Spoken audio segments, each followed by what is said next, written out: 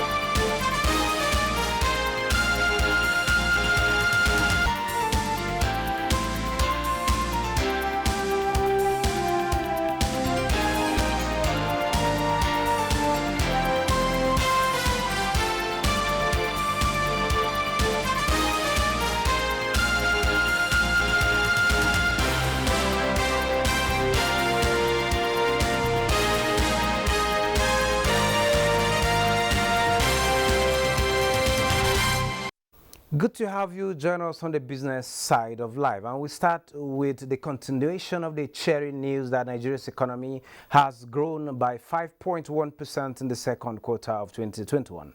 The statistics released by the National Bureau of Statistics this Thursday indicates that the growth of the economy surpasses the earlier projection. Details with Musa Babaliu.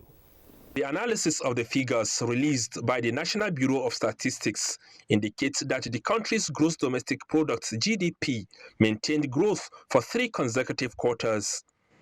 The last negative growth recorded was in the second quarter and third quarter of 2020.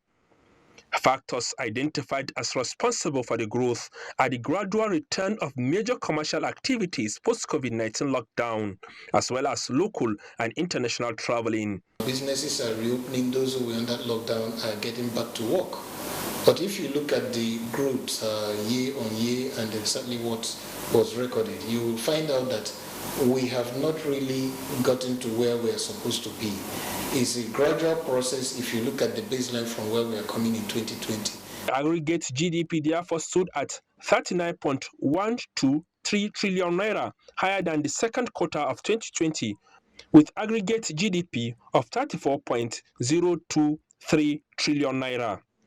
During the period under review, the non-oil sector contributed 92.58% to the nation's GDP, higher than 90.75% recorded in the first quarter of 2021. The growth was driven mainly by growth in trade, information and communication, transportation, electricity, agriculture, and manufacturing.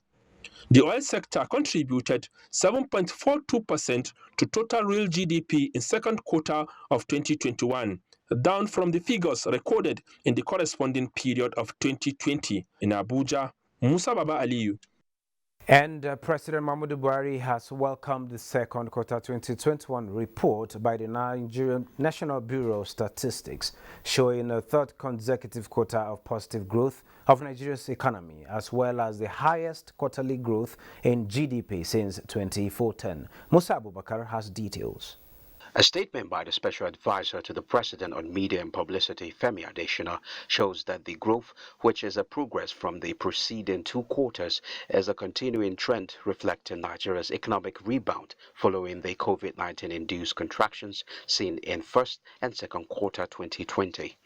The increase is a pointer to the fact that the non-oil sector is a significant contributor to the economic performance in second quarter 2021, with growth of 6.74% in real terms. The President commends managers of the economy for hard work and commitment, urging them to keep at it till the positive development touches the lives and pockets of the average Nigerian. The statement adds that it is gratifying to note that the various policies of the administration aim at boosting agricultural production, improving the business environment, and investing massively in infrastructure are beginning to yield fruit. Equally gratifying is the complementary news of the steady decline in the rate of inflation over the last few months. Looking to the future, the President assures Nigerians that there is much to be optimistic about.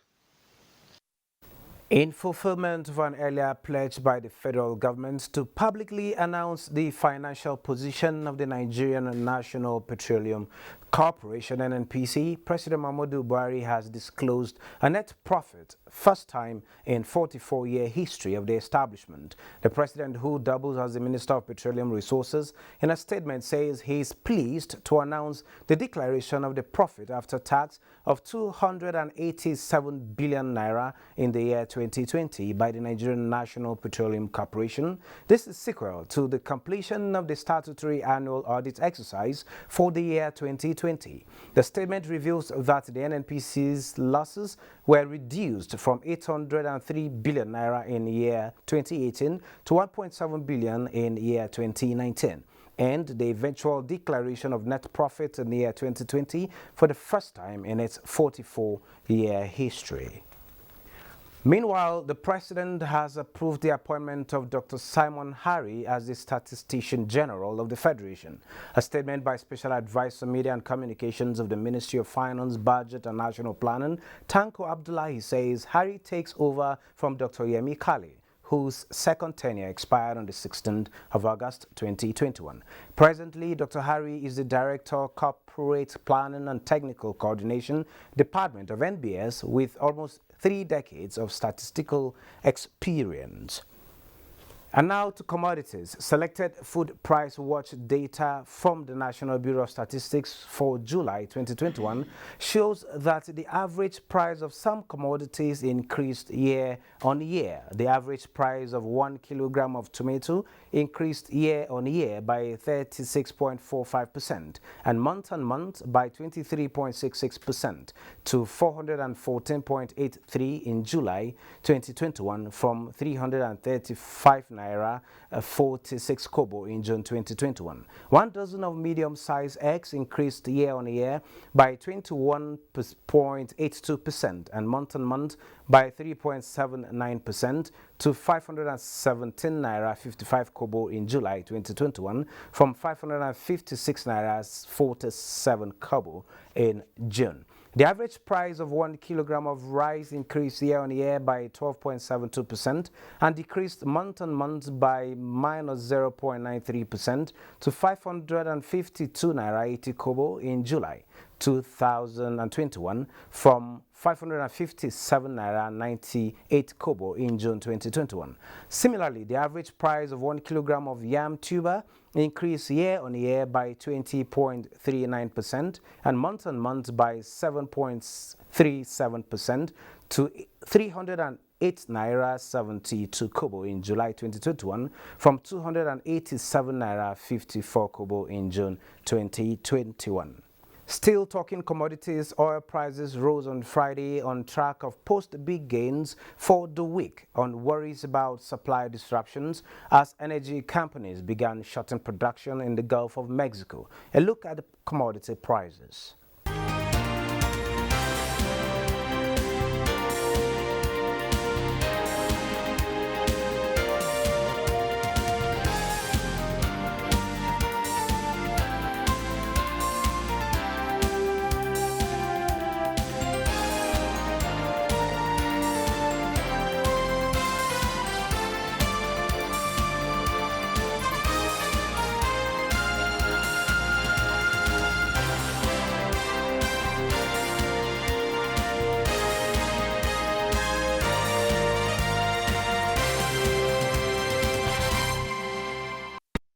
The Nigerian Association of Chambers of Commerce, Industry, Mines and Agriculture, NASIMA, in a statement, is calling for immediate suspension of implementation of the FIRS tax appeal practice direction by the Chief Judge of the Federal High Court pending its revision. The statement stresses that the Council is of the view that if the tax practice direction, which compels companies to pay 50% of assessed tax to FIRS before any appeal to contest the assessment is allowed to proceed, most businesses in the private sector will practically collapse. It says the resolution and call became necessary because feelers from the organized private sector indicates that many businesses have been struggling to survive an unfriendly business environment, which has been made even more difficult due to the COVID-19 pandemic. The Council therefore called for immediate suspension of its implementation to enable a robust stakeholders' engagement with the relevant authorities for a revision of the tax practice direction and other onerous tax matters. Still talking tax, the tax evasion is one of the major problems of the Nigerian tax system. Taxpayers find tax avoidance delightful, but it is a threat to the economy. January this year, the executive chairman of Federal Inland Revenue Service, Mohammed Nami, said Nigeria lost $178 billion to tax evasion by multinationals in 10 years. A tax expert, Kennedy Ewundu, is a managing partner at Accounting Tools Consulting. He is with me in the studio for this conversation on tax evasion. You're welcome to Business Express. Thank you for having me. Well, to start with, let's begin with the cheering news of Nigeria's real GDP growing to 5.01. What's your take on this growth? Despite, if you go to the market, you see food prices are but even food inflation is on the low. Okay. What's your opinion? Yeah, I think it's a welcome development. It's a welcome development because based on the Nigeria Bureau of Statistics, the real growth is coming from the non-oil sector and not from the oil sector, because we've been saying it that the time will come when our crude oil will not be, be okay for the economy to move forward. Definitely, there's a need to look at the non-oil sector improvement. So for the Nigerian Bureau of Statistics to say that we have, had a growth and it's coming from the non-oil sector is a welcome development. You said from what you're saying, the NBS say, are you not believing this growth?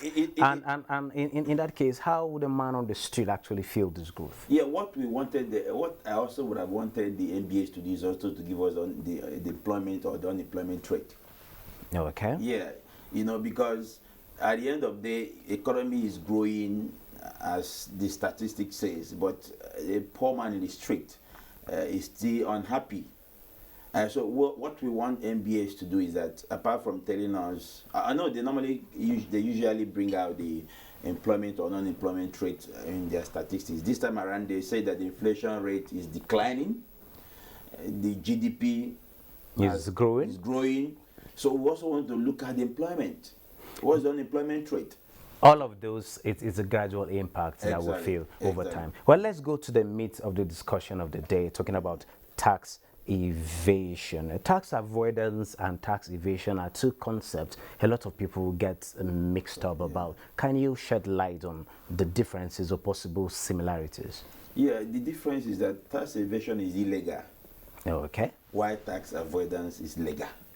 How legal is tax avoidance? I'm curious. I'm going to explain that. Okay. Tax evasion is an illegal way of either not paying your taxes or reducing your taxes. Okay. The word is illegal. Okay. But tax avoidance is legal in the sense because you have to look at the loopholes in the law to avoid taxes. Let me give you an example. The Finance Act recently stipulates that... That's that of 2021?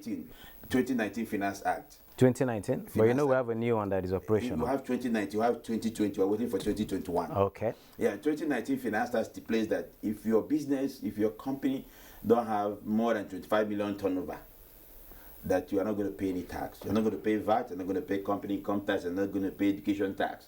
Now, you may have a company that will trade up to 100 million. You now decide to split their transactions.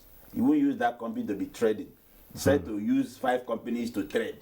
or use 6 companies to trade. Just move the transaction to other companies. And at the end of the day, each one will not have more than 25 million. So you end up not paying tax. But I don't see that as tax avoidance, but tax evasion.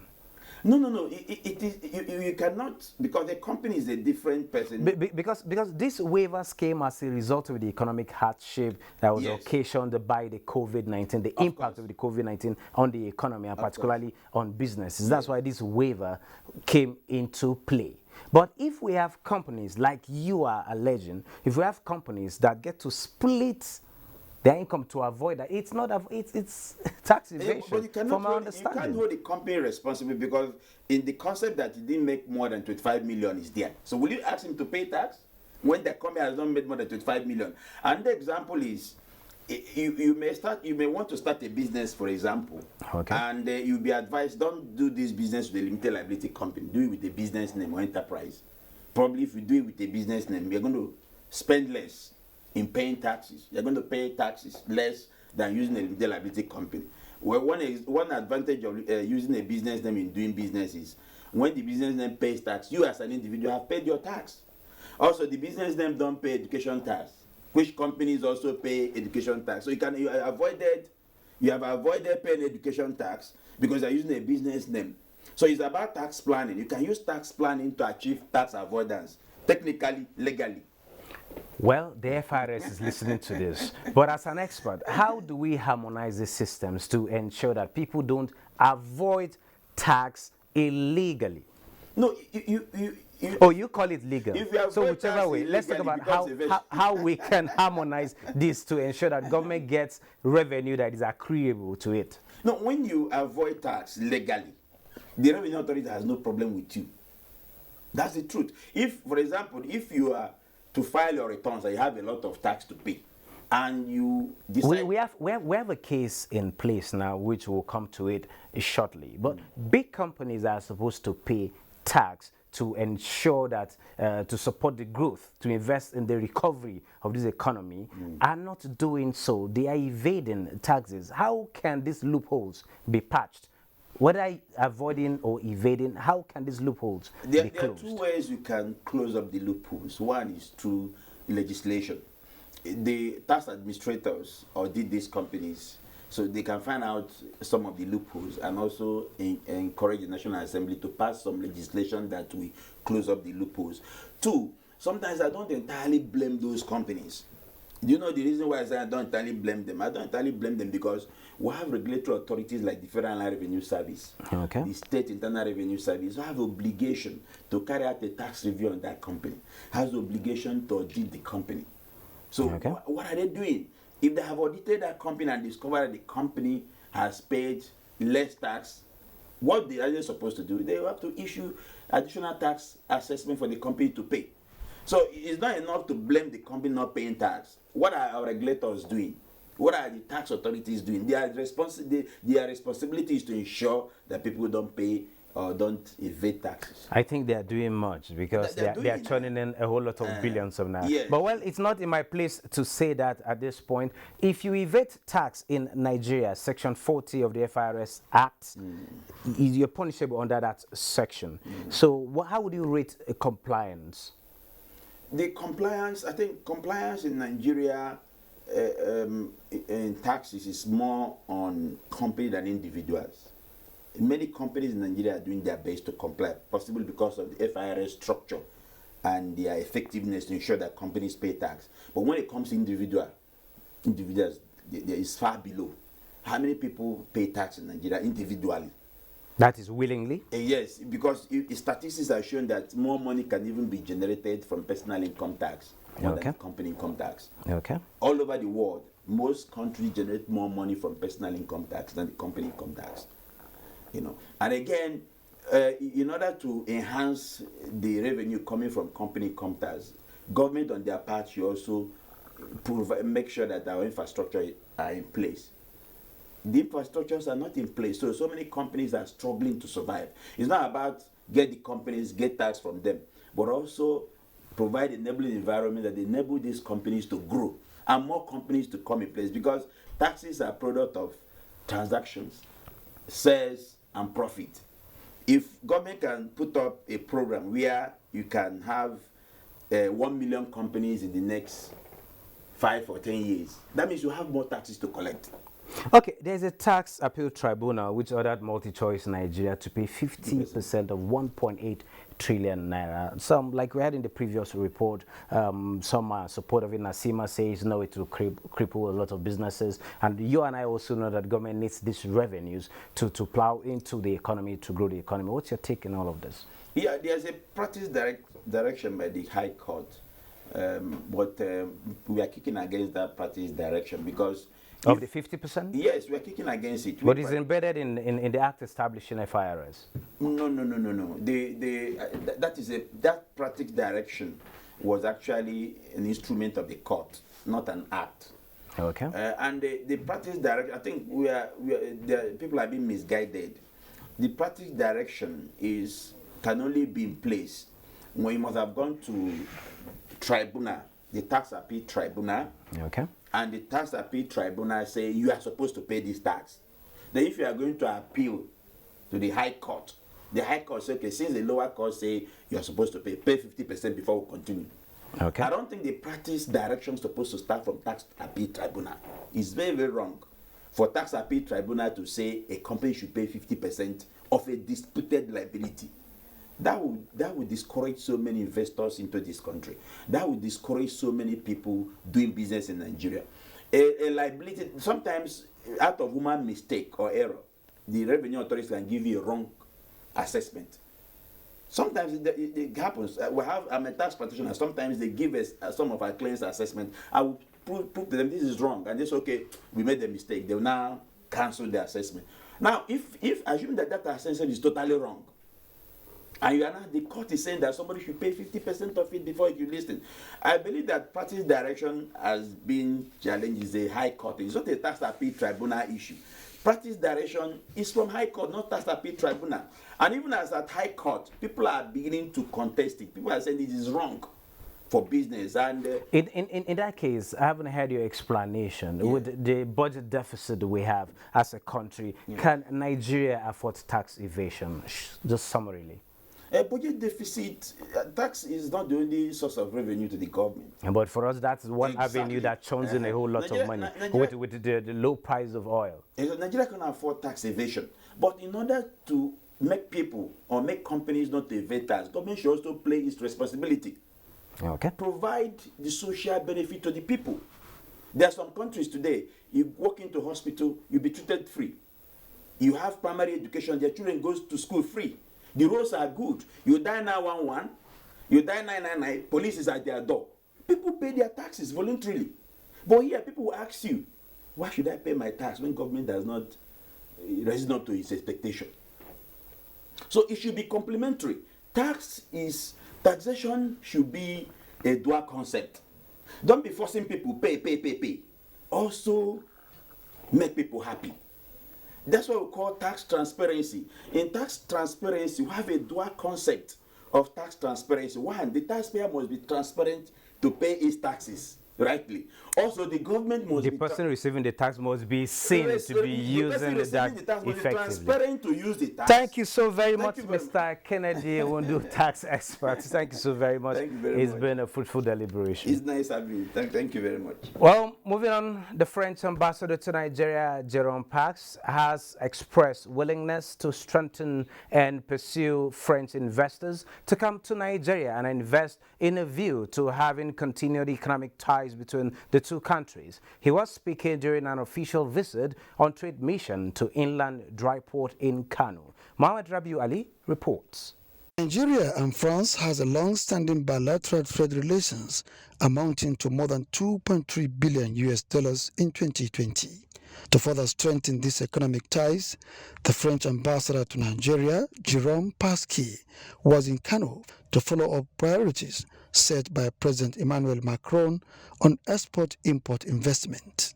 He says the two countries possess much-needed potentials to forge ahead in trade relations. I'm very happy to be here because, frankly, when I go to France, it's always complicated to convince people to come to Nigeria, to explain them Nigeria, because the idea about Nigeria abroad is, a lot of problems, insecurity, terrorism, Boko Haram, and so on. And I'm happy to be able to tell them problems exist, but there are also many, many big successes in Nigeria. There are big projects that are developed in Nigeria. It is really possible to have great business, good business in Nigeria. During his visit, Ambassador Pasque was conducted around the Inland Port construction project, which after completion will generate huge market for both countries. We shall try to convince them, we shall explain to the French companies how interesting that will be for them to come here to discuss with you and to see what they can do here. We are seeking linkages with experts in the intermodal transport that already world-class players in France. So we partner with them to attain the status that Allah has already made its own vision and mission. The project is expected to be completed in the next 2 months. On that bilateral note, we wrap this edition of Business Express. Remember to keep in touch with us. Do send in your comments, observations, and suggestions. Also be informed that all previous episodes are available on YouTube on the NTA's channel. Business Express returns next week.